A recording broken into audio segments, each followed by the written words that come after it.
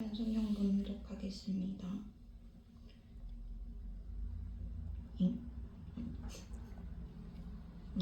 하나님, 내가 주님을 찬양합니다. 잠잠히 계시지 마십시오.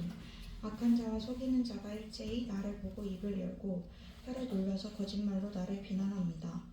미움으로 가득 찬 말을 나에게 퍼붓고 이유도 없이 나를 맹렬하게 공격합니다. 나는 그들을 사랑하여 그들을 위하여 기도를 올리건만 그들은 나를 고발합니다. 그들은 선을 오히려 악으로 갚고 사랑을 미움으로 갚습니다. 그러므로 악인을 시켜 그와 맞서게 하십시오. 고소인이 그의 오른쪽에 서서 그를 고발하게 하십시오. 그가 재판을 받을 때에 유죄 판결을 받게 하십시오. 그가 하는 기도는 죄가 되게 하십시오. 그가 살 날을 짧게 하시고 그가 하던 일도 다른 사람이 하게 하십시오. 그 자식들은 아버지 없는 자식이 되게 하고 그 아내는 과부가 되게 하십시오.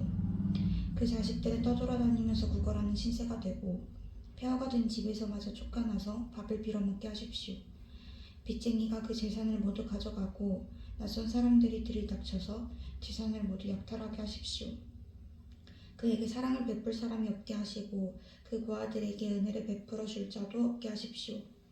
자손도 끊어지고 후대에 이르러 그들의 이름까지도 지워지게 하십시오. 그의 아버지가 지은 죄를 주님이 기억하시고 그의 어머니가 지은 죄도 지어지지 않게 하십시오. 그들의 죄가 늘 주님에게 거슬리게 하시고 세상 사람들이 그를 완전히 잊게 하여 주십시오. 이것은 그가 남에게 사랑을 베풀 생각은 않고 도리어 가난하고 빈곤한 자를 괴롭히며 마음이 상한 자를 못살게 하였기 때문입니다. 그가 저주하기를 좋아하였으니 그 저주가 그에게 내리게 하십시오. 축복하기를 싫어하였으니 복이 그에게서 멀어지게 하십시오. 저주하기를 옷 입듯 하였으니 그 저주가 물처럼 그의 뱃속까지 스며들고 기름처럼 그 뱃속에까지 배어들게 하십시오. 그 저주가 그에게는 언제나 입은 옷과 같고 항상 띠는 띠와 같게 하십시오. 주님, 나를 고발하는 자와 나에게 이런 악담을 퍼붓는 자들이 오히려 그런 저주를 받게 해주십시오. 주님은 나의 하나님이시니 주님의 명성에 어울리게 나를 도와주십시오. 주님의 사랑은 그지없으시니 나를 건져주십시오. 나는 가난하고 빈곤합니다. 내 마음이 깊은 상처를 받았습니다. 나는 석양의 기운은 그림자처럼 사라져가고 놀란 메뚜기 떼처럼 날려갑니다. 금식으로 나의 두무릎은 약해지고 내 몸에서는 기름기가 다 빠져서 수척해졌습니다. 나는 사람들의 조석거리가 되고 그들은 나를 볼 때마다 머리를 절레절레 흔들면서 멸시합니다.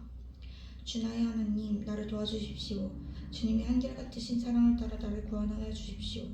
주님, 이것은 주님께서 선사하신 일이며 바로 주님이 이 일을 이루셨음을 그들이 알게 해주십시오. 그들이 나에게 저주를 퍼부어도 주님은 나에게 복을 주십니다. 그들은 치려고 일어났다가 부끄러움을 당하여도 주님의 종은 언제나 즐거워하게 해주십시오. 나를 고발하는 사람들은 수치를 뒤집어 쓰게 해주시고 그들이 받을 수모를 겉옷처럼 걸치고 다니게 해주십시오. 내가 입을 열어서 주님께 크게 감사드리며 많은 사람이 모인 가운데서 주님을 찬양하련다. 나를 고발하는 자들에게서 나를 구원해 주시려고 주님께서는 이 가난한 사람의 오른쪽에 서 계시기 때문이다.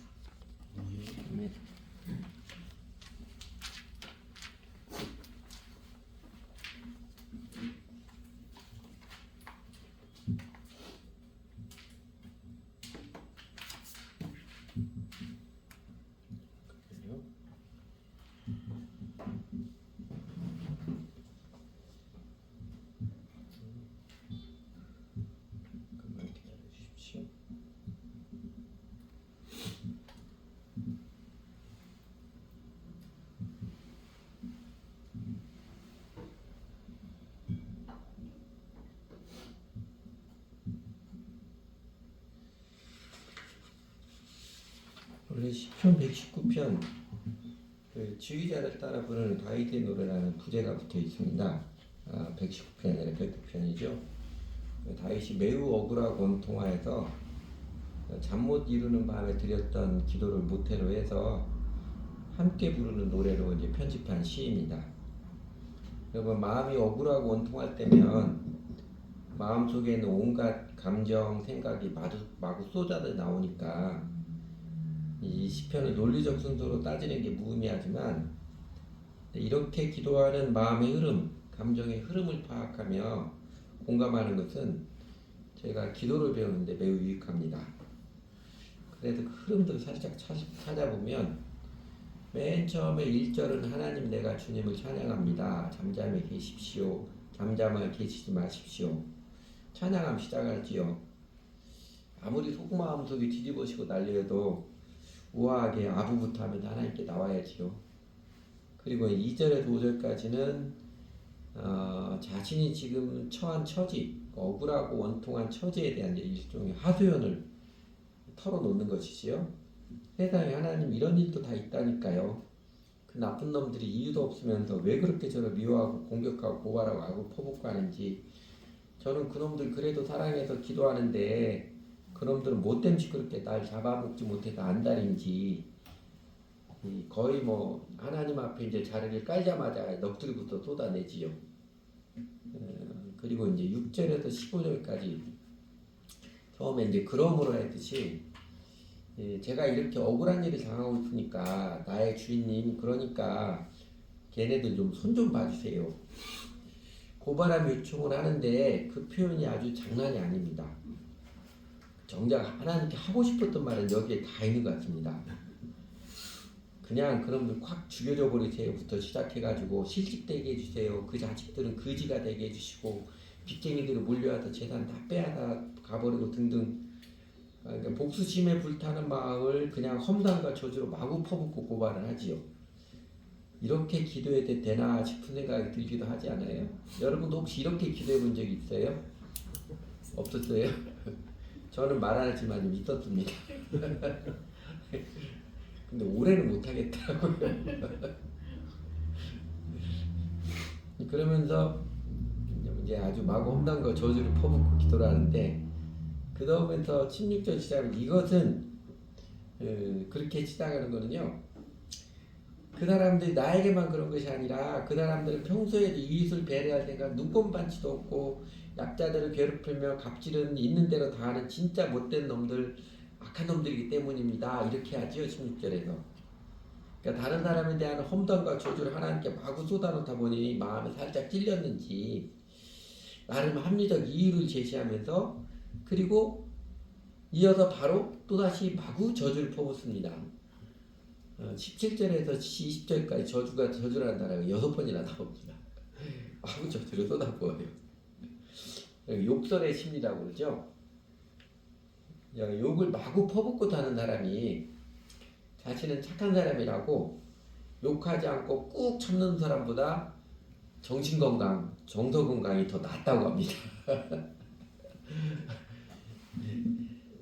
표출을 안 하고 슬픔이든 분노든 꾹꾹 눌러놓지 않고 쏟아내는 게 스트레스 해소하고 암 걸리지 않고 건강한 정서를 유지하는 데 도움이 된다는 것입니다. 그래서 여러분, 내적 치유하는 단체들 중에는요, 내적 치유 세미나 하면 방망이 하나 주고서는 방석 쌓아놓고 거기에 마구 때리면서 하고 싶은 말을 하라고 하는 퍼포먼스를 하게 합니다. 그런데요, 희한하게 이런 게 도움이 될까? 내가 돈을 엄청나게 많이 줘 여기까지 겨우 이런 거 하라는 거나 이런 생각이 드는데, 그래 이런 게 도움이 될 것 같은 사람은 또 그렇게 하고 나면 다들 은혜 받았다고 간증합니다. 누르지 말고 쏟아내야 합니다. 물론 어디에서 누구에게 쏟아내느냐가 더 중요하지만요. 그리고 21절은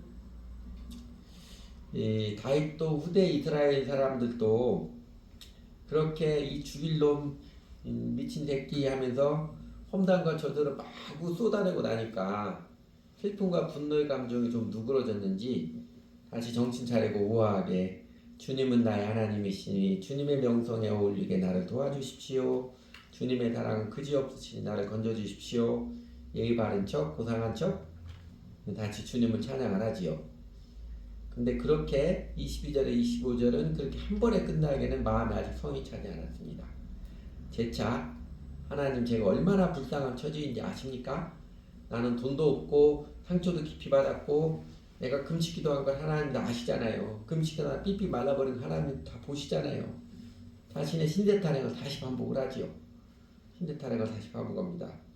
왜 그 여자들이 약한 척에서 그 남자친구의 마음을 이렇게 사로잡듯이 하나님 앞에 하염없이 약한 척 아양을 떨어서 하나님의 연민의 정이 호소하는 거 아닌가, 그런 느낌이 들기도 합니다. 그리고 26절에 29절에서는 주나의 하나님 나를 도와주세요. 주 하나님 인자하신 하나님 저를 구원해 주세요. 저를 구원해 주시 하나님 이름 하나님의 명예도 드높이는 것이지 않겠습니까? 그렇게 은근 압력도 넣고 그렇게 점잖게 좀 하소연하다가도 다시 금세 본성을 드러내지요. 28절 29절 보면 그놈들 제발 좀 손 좀 봐주세요. 아주 그 사람들은 개쪽팔린 인생이 되게 해주시고 창피해서 고개를 못 들고 다니게 해주세요. 억울하고 원통한 마음을 갚아달라고 다시 한번 본색을 드러냅니다. 본색을 드러내지요. 그리고 마지막 30절 31절은 반전이지요.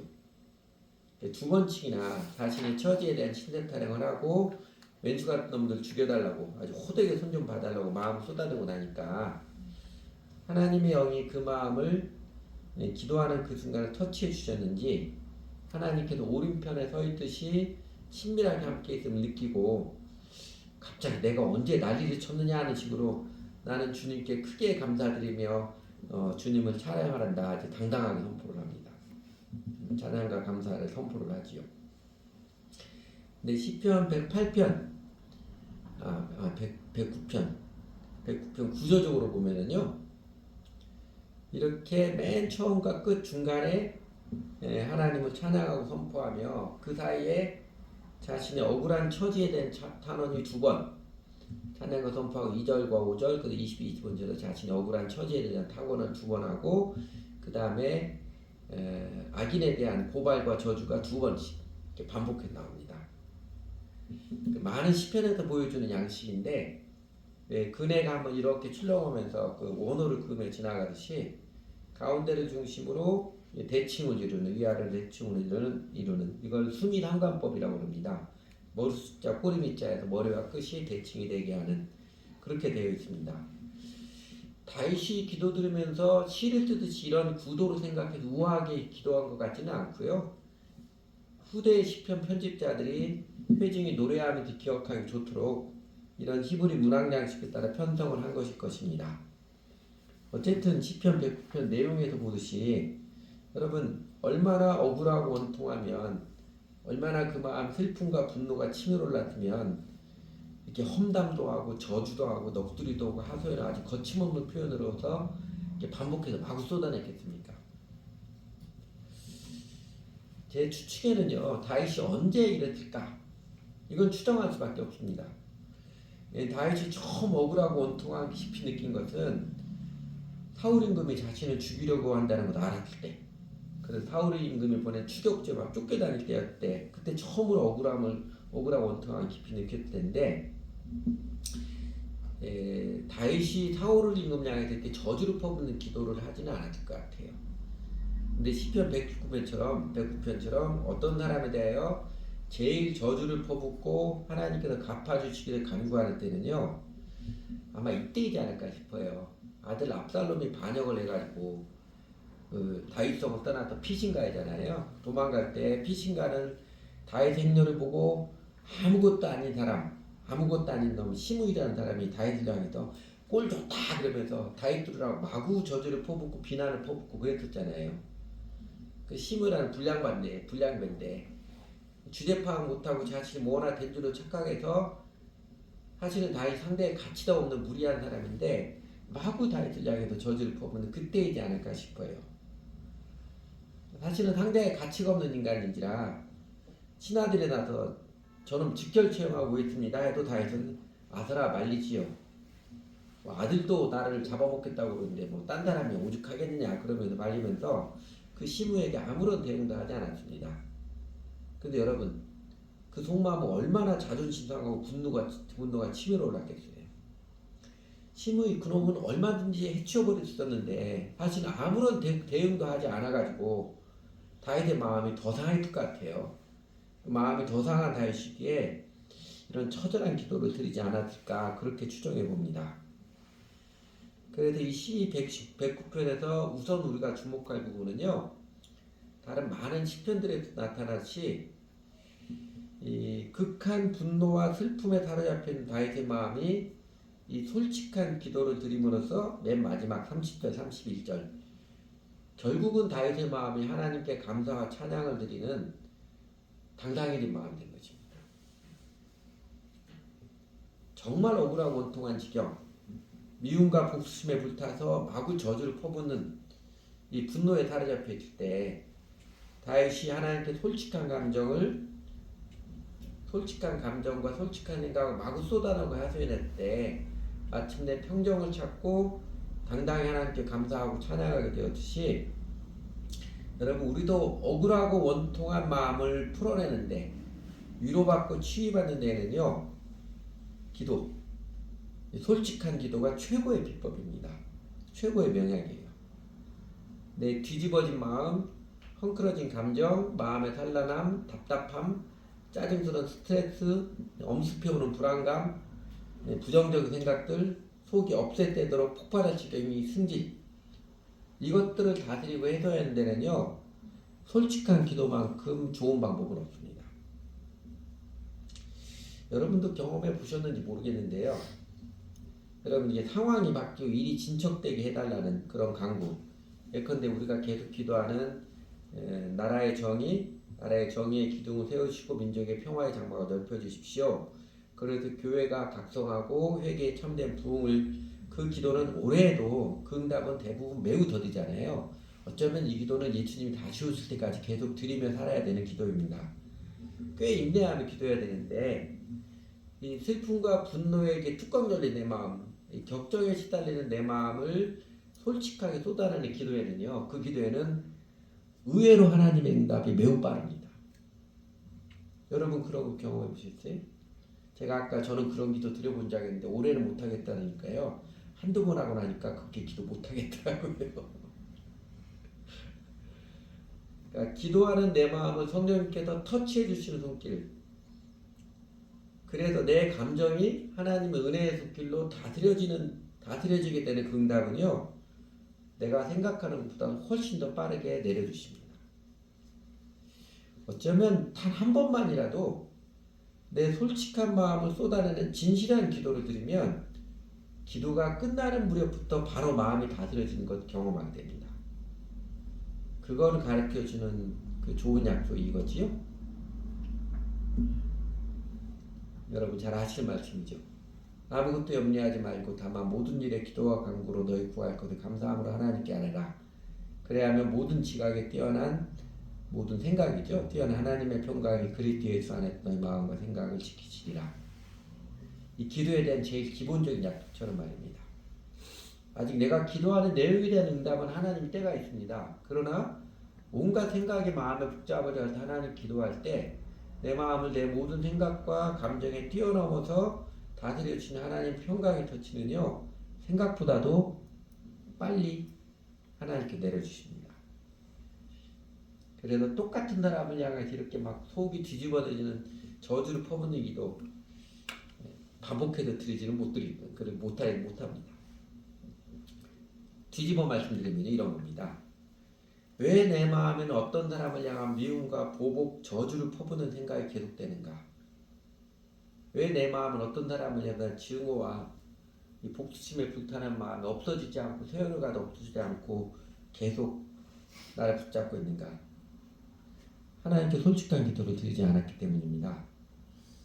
기도해야 한다고 생각만 하고 사실은 마음속 계속 품고 있기 때문에 그렇습니다. 그래도 우리가 이 시 109편을 통해서 새기고 싶은 진리, 신앙생활의 원리 첫째는 이것입니다. 기도는 솔직해야 합니다. 기도는 솔직해야 합니다. 여러분 하나님께 기도할 때 여러분은 자신의 솔직한 생각, 감정 이야기합니까? 아니면 혹시 하나님 앞에서도 체면 차리고 있지는 않나요? 솔직한 기도를 드리기 위해서 우선적으로 중요한 것은요, 골방에서 기도하는 습관을 들여야 됩니다.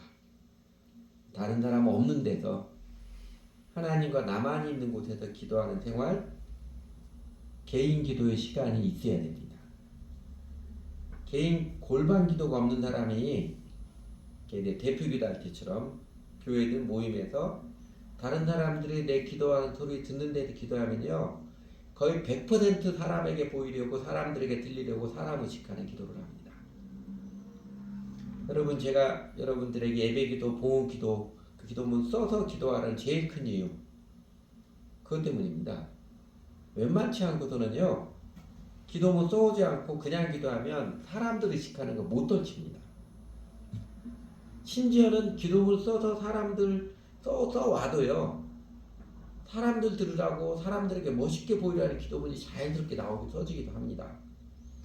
그래서 여러분 기도문을 쓴 다음에 한번 검토해 보세요. 내가 이게 하나님께 드리는 말씀인지 사람들 들으라고 하는 기도인지 한번 검토해 보시기 바랍니다. 이게 기도를 빙자한 내 메시지를 사람들에게 들리려고 하는 것인지 사람들이 나 기도 잘했다고 하려고 표현을 막 이쁘게 꾸미고 그런 것인지 아니면 정말 우리 사람들의 마음을 대변한 하나님께 드리는 기도인지 한번 검토해 보시면 기도문을 쭉 검토해 보시면 정직한 기도를 배우는데 큰 도움이 됩니다.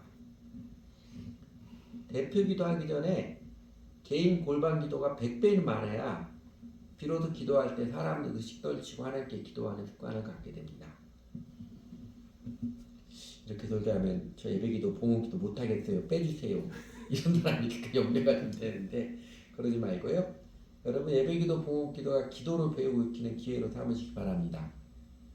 자꾸 뭐든지 뒤로 물러나 버릇하면 세월이 많이 흘러가도 한 개도 나아지지 않습니다.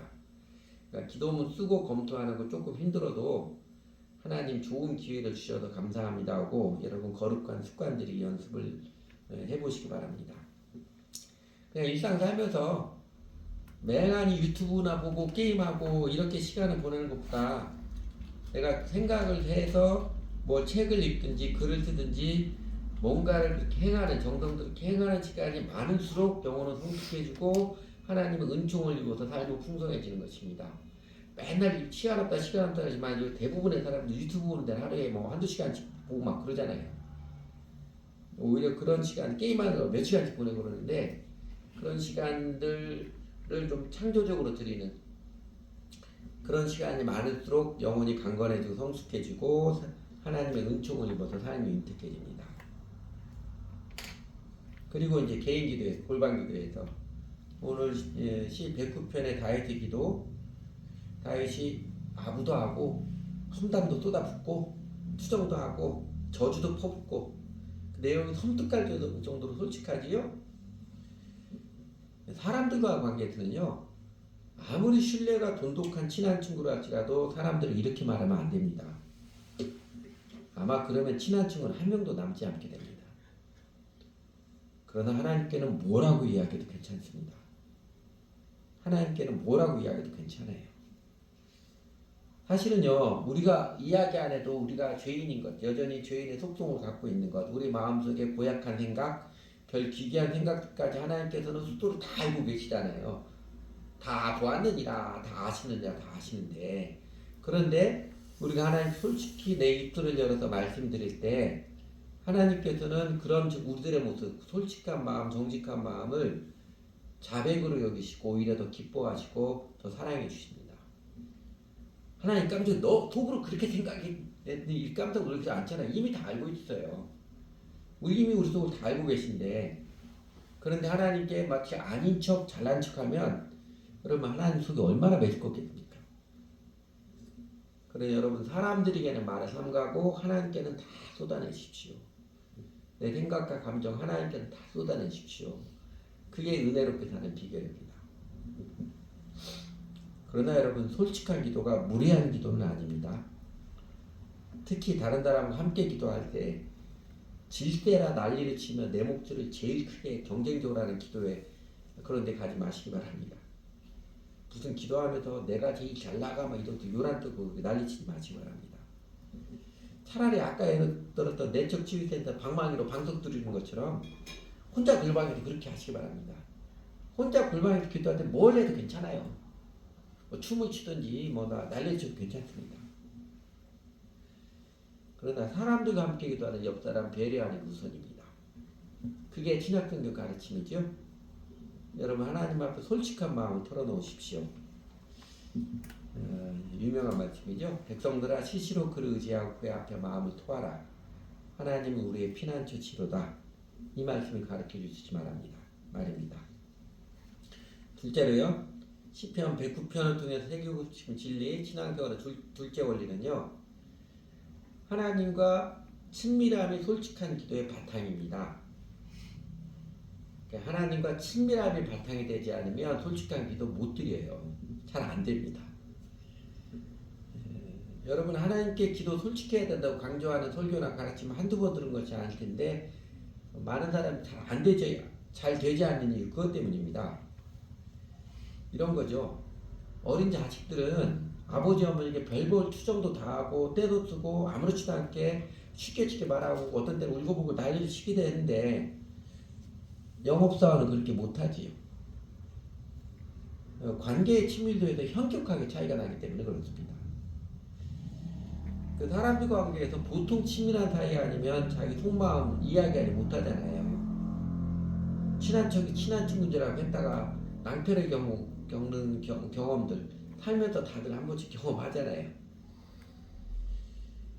더욱이 제3자를 저주하고 험담하고 내 궁핍한 처지뿐만 아니라 상처와 분노를 적나라하게 다 드러내고 이런 일을 서먹한 관계에서는 엄두도 못 내는 일입니다. 하나님과 관계에서도 나도 솔직한 기도를 좀 드리며 살아야겠다 여러 번 작심해서 잘 안 되는 게 왜 그래요? 이 솔직한 기도가 한두 번만에 되는 게 아니기 때문에 그렇습니다. 하나님과 친밀해질수록 내 마음 안에 좋으신 하나님, 내 편이신 하나님이 체험적으로 경험이 되어질수록 하나님 앞에 설 때 편안해지고 그리고 하나님 앞에 내 솔직한 마음 내려놓게 됩니다. 제가 이제 저희 교인들이나 또 이제 사람들에게 처음 사람들에게 좀 쉽게 친해지려고 제가 그럽니다. 우리 교회에서 저를 그래서 구라 목사라고 불러요. 그렇게 구라 목사라는 별칭을 종종 사용하는데, 근데 예전에 제가 도왔던 사람들 중에 그런 사람이 있었어요.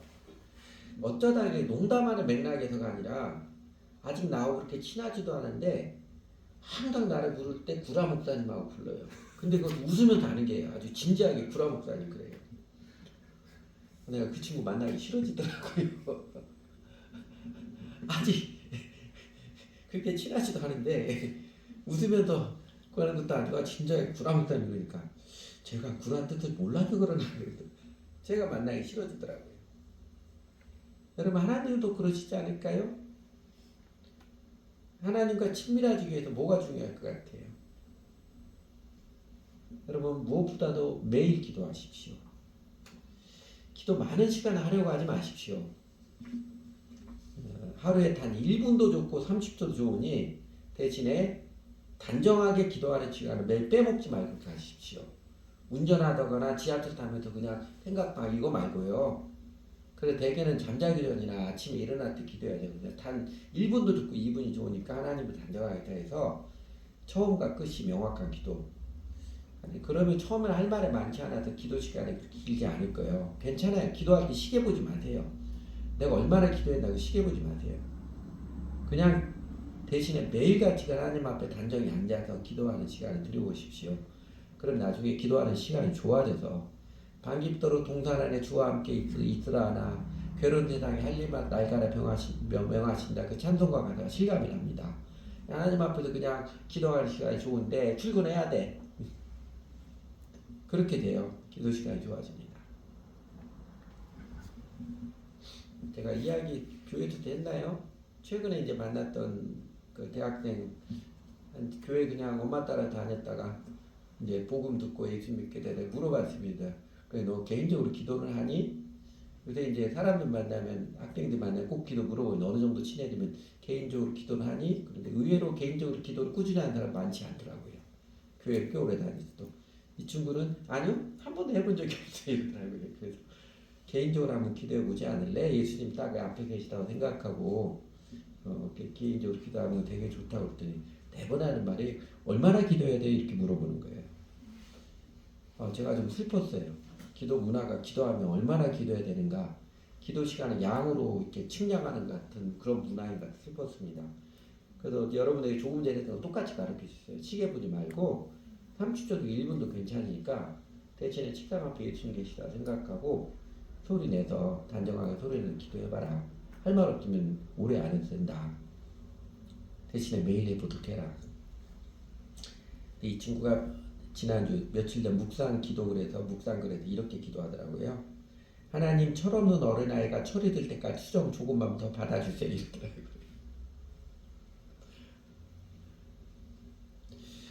내가 최소한 하루에 10분을 기도해야 되지 않겠어? 이런 발상은요, 아직 그 마음이 자기 의에 집착하고 있는 증거입니다. 하나님과 친밀함은 하나님과 친밀함과 솔직한 기도는 이제 비례합니다.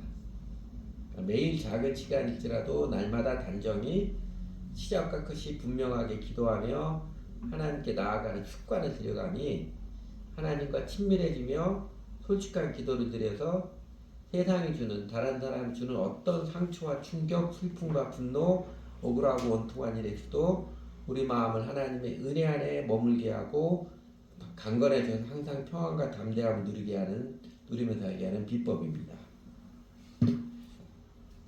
세 번째로 시편 109편을 통해서 새기고 싶은 진리 신앙생활의 셋째 원리는요,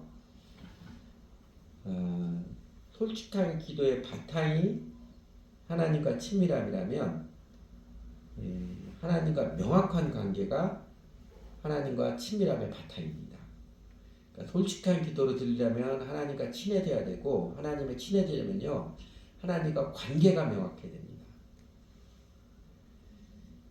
억울하고 원통한 부른 비법이 솔직한 기도이고, 솔직한 그 기도는 뜬금없이 되는 게 아니라 하나님의 친밀해야 가능한 것인데, 그렇게 하나님과 친밀함과 솔직한 기도는 이제 비례하는 것이라 했는데, 그것도 잘 안 되는 이유. 구체적으로 매일 아주 작은 시간이라도 하나님께 단정히 기도하는 습관이 안 들여지는 이유가 있습니다. 왜 그러겠어요? 실제로는 하나님과 관계가 없는 사람이기 때문에 그렇습니다. 경건생활은 신앙생활은 인간의 의지로 되는 게 아닙니다. 나도 남들에게 쪽팔리지 않도록 기도하며 살아야 되겠다 해도요, 그 인간적 의지적 노력으로는 며칠 못 갑니다. 매일 기도는 자기 의의 메인 종교생활로는 안 되는 것입니다. 자아가 강한 사람은 기도 못하고요, 심령이 가난한 사람, 애통하는 마음, 자신이 죄인됨을 절실히 알고 인정하는 사람일수록 기도가 좋습니다.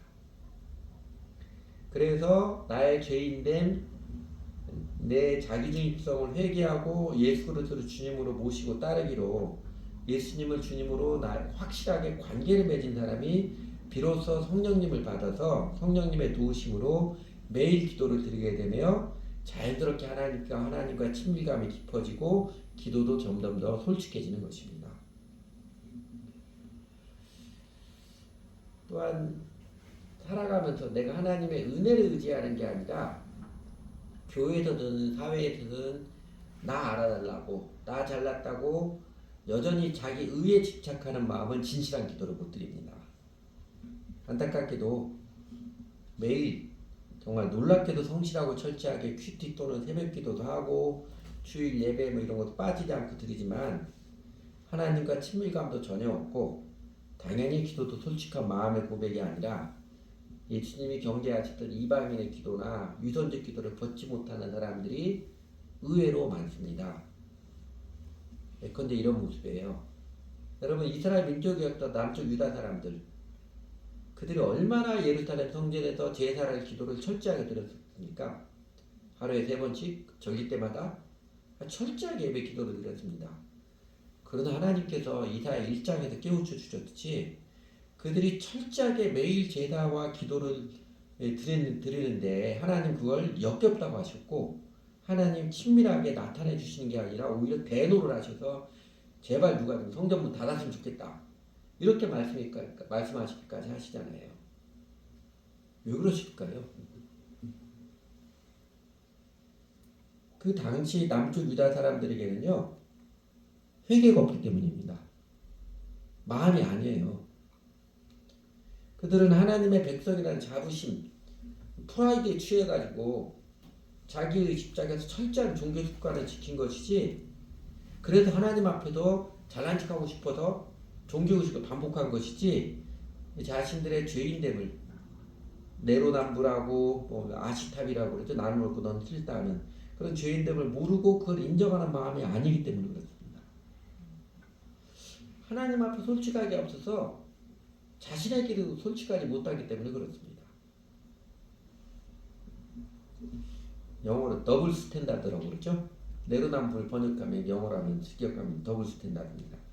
내 눈 속에 뒷보는 보지 못하고 다른 사람 눈 속에 티는 잘 보는 이 모순된 존재의 인간, 생각하고 판단하는 게 철저히 자기중심적인 존재인 자기 자신, 그리고 내가 어디 가나 내 생각이 옳고 내가 나를 인정해주고 바라고 이러는 자기에 집착하는 존재인 것을 정말 새카맣게 모르는 사람은 사실은 별로 없습니다. 사람이라면 다른 사람과 더불어 살아오면서 숱하게 많이 부딪히고 보고 듣기 마련이거든요. 너는 왜 그렇게 내 생각을 못하니? 여러분도 친구들과 이런 소리 한두 번 들은 게 아니죠? 많이 들었잖아요. 그런데 그럴 때마다 자신을 돌아보지 않고 자의심을 깨우치는 소리는 완강하게 듣기 싫어하고 거부하고 또 거부하기 때문에 여전히 무지하고 무식하고 무대포인 그 자아로 안타깝게도 남아있는 것입니다. 그 성령님이 세상의 모든 사람이 다 하신 일이 요한복음 16장 8절에 보면 그분이 오시면 죄와 정의와 심판에 대해서 잘못 생각하고 있는 것 점을 깨닫게 하실 것이다 그러죠. 사람들이 뭐가 죄이고 뭐가 정의인지 그에 대해서 잘못 생각하고 있는 성령님께 깨우쳐 준 게 성령님이 하시는 일입니다. 그러니까 성령님께서 부지런히 우리 모든 사람들에게 내가 잘못된 생각하고 있는 내중심적으로 생각하고 있는 내가 자꾸 높아지고자 하는 그 마음을 깨우쳐 주십니다. 사람들과 관계를 통해서 많이 깨우쳐 주시고요. 어쩌면 지금 이런 설교를 통해서도 성령님께서 깨우쳐 주시는 방편일 것입니다. 그런데 사람들이 안 들어요. 헤롯 아켈라오가 그 침례요한이 하도 옳은 소리 하니까 감옥에 가다 둬버리잖아요. 감옥에 가서 몰래 밤에 찾아가서 그 침례요한이 해주는 그 설교를 듣고 취하면 듣고 한다. 마음에 찔리지만 좋아해요. 옳은 소리를 듣기는 좋아하는데 마음에는 회개하지 않아요. 그래서 살아가면서 하나도 변하지 않습니다. 그러다가 결정적인 자기 체면과 자존심 걸리니까 그 침례요한 죽여버리잖아요. 사람들이 그럽니다. 헤롯 아켈라는 좀 극단적인 사례 보시면 교회 다니는 사람들이요 그냥 달짝지근하게 위로만 듣는 설교 그거 좋아하는 사람 별로 없습니다. 그냥 회개임에서 정직하지 않은 설교가 좋아해요. 오히려 좋아합니다. 그런데 진짜 회개는 안 해요. 그러다가 자신에게 직접적으로 이제 그 회개 멘트 하면 이제 교회 옮기죠. 이게 한국교회 꽤나 많이 반복되는 모습이에요.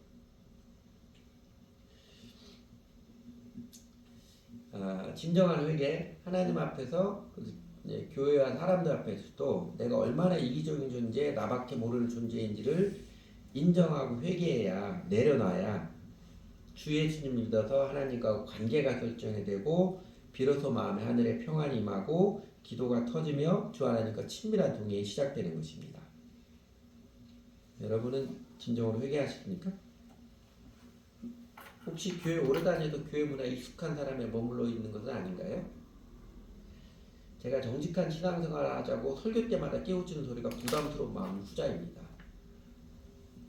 우리가 진정으로 회개한 사람은요 정직한 신앙생활에 소망이 되고 기쁨입니다. 무엇보다도 형식적 종교생활로는요 세상이 주는 억울함과 원통함 풀지 못합니다. 마음에 한만 더 쌓일 뿐입니다. 그러나 내 자아를 내려놓는 회개하고 예수를 주님으로 믿고 따르는 사람은요 하나님과 관계가 회복되어지고 그 친밀한 사랑의 마음이 깊어지며 자연스럽게 솔직한 기도의 삶에 세워지고 그리고 그 은총 아무리 억울하고 원통한 일이 있어도 쉽게 풀고 이기게 해주시는 그 은총을 누리며 살아갑니다. 시편 109편의 다윗처럼 그 생명과 은총을 체험하고 누리는 우리 모두가 되기를 바랍니다. 같이 기도하지요.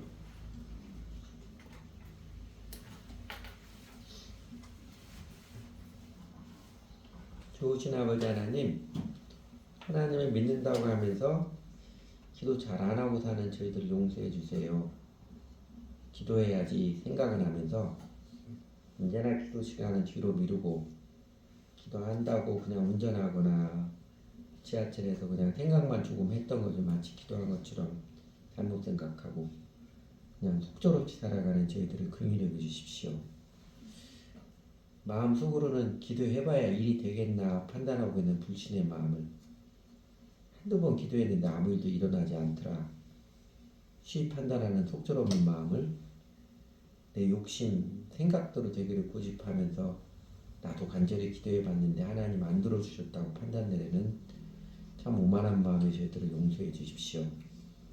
저희들의 참 못되고 어리석은 모습에도 여전히 예수님의 십자가의 대속의 은혜로 하나님 앞에 나올 수 있는 길을 열어주시고 성령께서 저희를 초청하시는 자비를 베풀어 주셔서 신실하게 베풀어 주셔서 아주 황송하고 송구스럽고 그 마음 깊이부터 감사를 드립니다.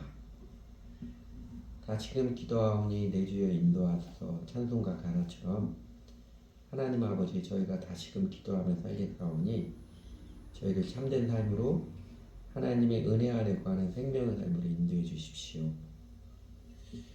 좋으신 하나님 참 억울하고 원통하여 슬픔이 홍수처럼 쏟아지고 분노가 치밀어올 때 다윗의 애절한 솔직한 마음을 통하는 기도를 들어주시다 그 마음을 감사와 찬양을 드리는 당당한 마음을 회복시켜 주셨듯이 아무것도 염려하지 말고 오직 기도와 간구로 너희 구할 것 하나님께 구하라. 그리하면 이 모든 지각에 뛰어난 하나님의 평강의 그리스도 예수 안에서 너희 마음과 생각을 지키시리라 약속해 주셨듯이 저희들의 작은 기도의 삶에도 근총의 경이로운 손길을 내려주셔서 저에게도 기도하면서 하는 맛을 점점점 알고 누리며 살게 해주셔서 정말 감사를 드립니다. 주 하나님께서 얼마나 좋으신 하나님이신지 하나님께서 오히려 얼마나 친근감 있게 저희와 동행해 주시는지 저희들의 작은 몸짓, 연약한 믿음의 마음과 추구에도 저희를 의롭다 여겨주셔서 나타내 주시고 알게 해주셔서 정말 감사를 드립니다. 그래서 하나님 아버지 더욱 단정히 기도하며 살겠습니다. 저희 마음에 기도 신앙생활을 드리면서도 혹시나 여전히 자기 의에 집착하여서 내 자신을 내세우고 뽐내려가는 위선은 없는지 깨우쳐 주십시오. 저희가 기도하면서 다른 사람들을 의식하는 게 더 크지 않은지 깨우쳐 주십시오. 그리고 그릇 행하지 않도록 솔직한 기도를 깨우쳐 주시고 다스려 주시기 원합니다. 그래서 하나님 아버지 저희로 정직하게 해주세요. 정직할 수밖에 없도록 저희를 다스려 주세요. 사람에게는 못하는 말, 내려놓지 못하는 마음의 짐, 아픔, 사연들을 우리 주 하나님 아버지께 아뢰어서 하나님의 사랑과 자비의 손길로 터치를 받고 치유를 받는 은혜를 점점점 실감나게 알아가게 해주세요. 그래서 저희도 다윗처럼 앞선 많은 믿음의 사람들처럼 단정히 기도하며 사는 사람, 기도의 비밀을 아는 사람, 하나님의 선하심을 맛보아는 하나님의 자녀로 살아가게 해주십시오. 세상의 어떤 모습에도 하나님 알고 의지하는 겸손하면서 당당하게 하나님께 감사와 찬양을 드리며 기도하는 사람, 아름다운 인생이 되도록 저희를 이끌어 주십시오. 예수님 이름으로 기도했습니다. 아멘.